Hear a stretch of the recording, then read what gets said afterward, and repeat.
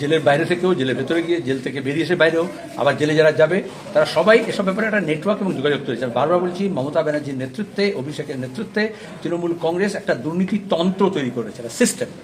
এবং সেখানে সরকারি আমলাদের উচ্চপদস্থ তাদেরকে যোগ করে দিয়েছে, যার ফলে শিক্ষা প্রশাসনের সঙ্গে যারা যুক্ত আছে তাদের এই নেটওয়ার্কটা থাকার ফলে, এবং বাইরে যেমন চিটফান্ডের দালাল ছিল, এজেন্ট ছিল, যারা রাজনৈতিক দলগুলো যারা প্রমোট করছিল নেতারা, তা এরকম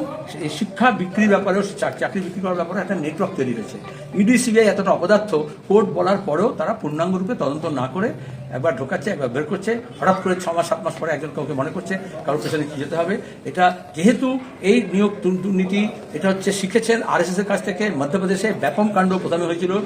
আরএসএস এর নেতৃত্বে বিজেপি সরকার আমলে, তারপর থেকে উত্তরপ্রদেশে, মধ্যপ্রদেশ থেকে ক্রমাগত আমাদের রাজ্য মমতা ব্যানার্জি তৃণমূল